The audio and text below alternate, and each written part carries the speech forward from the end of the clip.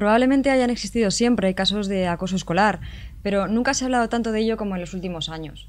Lo cierto es que no solo han proliferado el número de casos, sino que se ha convertido incluso en un tema muy mediático debido al fatal desenlace de algunos casos que hemos tenido ocasión de conocer en los últimos meses. Es un tema al que ya desde hace décadas, un par de décadas aproximadamente, se le ha dedicado también mucha atención desde el punto de vista de la práctica de la psicología clínica y también desde el punto de vista de la investigación científica. Por eso hoy, en este espacio de psicología que iniciamos en Periodista Digital, hablamos de acoso escolar con Judith Fernández Falcón, psicóloga del Gabinete Psicológico Aprende a Escucharte en Madrid. Bienvenida, Judith. Buenas, Ana.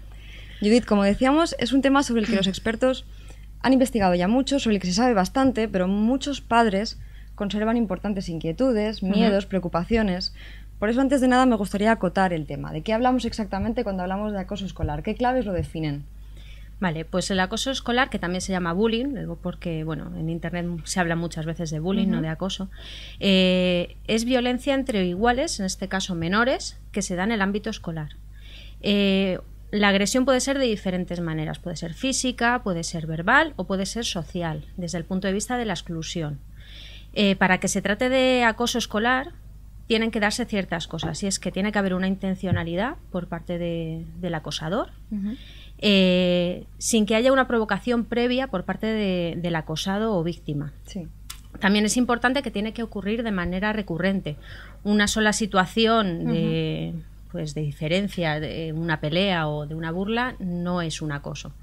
Es decir, que hablamos de algo reiterado. Reiterado, que se tiene que dar continuamente en el tiempo. Y bueno, básicamente es una situación de desequilibrio de fuerzas. Como veíamos antes también, el aumento de casos ha coincidido con un aumento del número de investigaciones, de estudios al respecto. Hablamos muchas veces en los medios de comunicación de informes que hablan de número de víctimas, porcentajes, pero ¿todo esto qué significa? ¿Qué es lo más relevante de estas estadísticas? Bueno, pues ha habido varios estudios que podamos decir que sean más significativos de cara a la población española. Hubo un primer estudio europeo en 2004 de la Organización Mundial de la Salud, pero luego en España se han hecho 2 informes hasta ahora, que son los informes Cisneros 7 y Cisneros 10.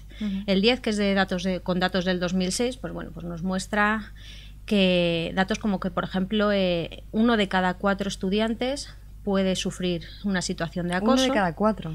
Sí, un 25%. Es tremendo.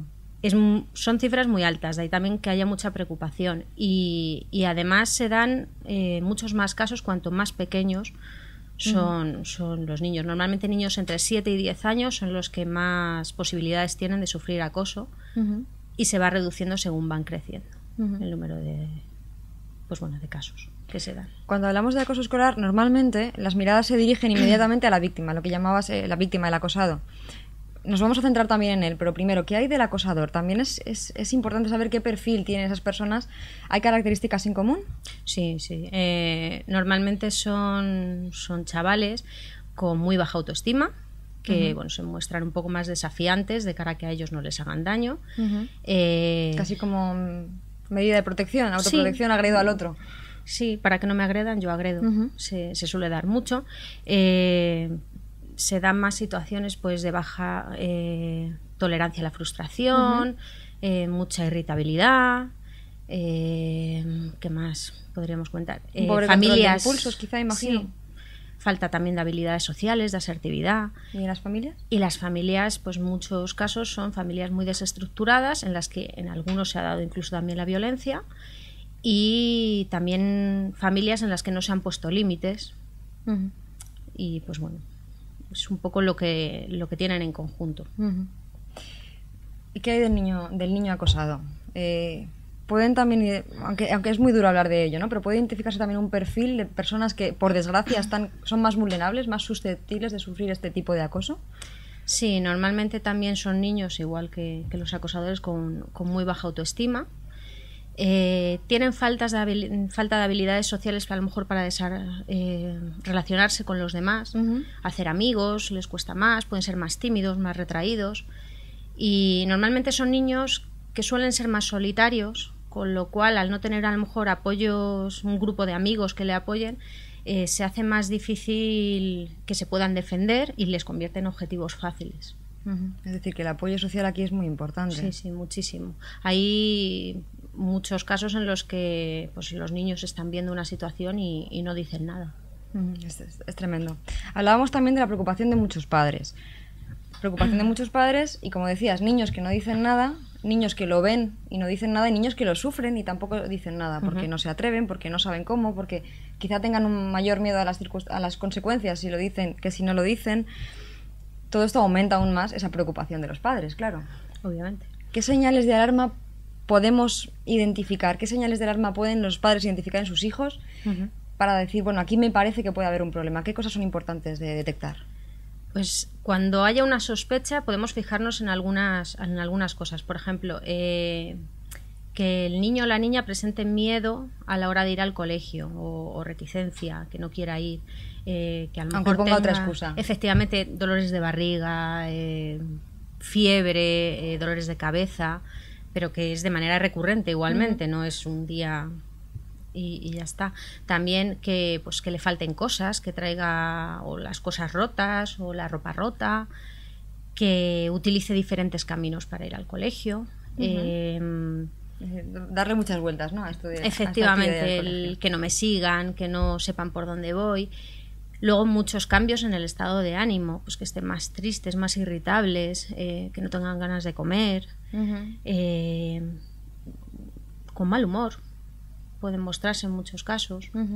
Es un poco pues cosas que podemos ir fijándonos, y si se dan varias de estas cosas, a lo mejor estamos ante un caso de acoso. Y lo recomendable entonces sería acudir a un profesional cuanto antes. Sí, buscar tanto la opinión del centro siempre, del centro educativo, como ayuda de un experto si fuera necesario. Muy bien. Hemos oído hablar de casos, como hablábamos antes, con final fatídico. En la mayoría de ellos imagino que no se llega hasta a esas circunstancias, afortunadamente, pero también imagino que las consecuencias psicológicas, si no son dramáticas, son importantes, cuanto menos. ¿Qué secuelas? ¿De qué hablamos? ¿Qué consecuencias puede haber de una persona que ha sufrido un acoso durante una serie de años de la infancia? Pues podemos hablar de consecuencias más leves, pues un retraimiento, una falta de autoestima, a luego pues cosas que van aumentando, depresión, síndrome de estrés postraumático, trastornos alimentarios, y luego pues los casos más graves que conocemos, pues que lleguen incluso al suicidio. Hablábamos también, precisamente a través de estos casos mediáticos, de proliferación de casos. ¿Es verdad o simplemente le dedicamos más atención y parece que hay más? ¿Cómo podemos explicar esto? Es una buena pregunta. Aquí no hay una opinión unánime. Por un lado, hay gente que dice que pues debido también estamos en la era de la tecnología. ¿Cierto? Entonces pues conocemos más cosas, conocemos más casos, salen más a la luz. Pero también es verdad que hay mucha gente que opina que los cambios en la sociedad, en los sistemas educativos, los valores que se transmiten desde las familias han cambiado mucho, y eso lleva también cambio en el comportamiento de los niños. Como que está incluso en algunos momentos bien visto el ser agresivo, el ser dominante. Así vales más. Entonces, pues eso puede ser una causa, no necesariamente tiene que serla, pero podría ser una de las causas en las que podemos fijarnos para decir por qué hay más. Nos damos cuenta de cómo los valores de la sociedad influyen tremendamente en los modelos que los niños imitan desde bien pequeños. Has mencionado una clave desde mi punto de vista, el tema de las redes sociales, de la era de las nuevas comunicaciones. Lo que es innegable es que con las nuevas tecnologías, las redes sociales, estos casos adquieren una dimensión que antes no tenían, era imposible. ¿Cómo han contribuido, por desgracia, las redes sociales a los casos de acoso? Pues han influido de manera muy, muy importante. Y es que, antes se podía dar casos simplemente en el ámbito educativo y a lo mejor era más fácil verlo.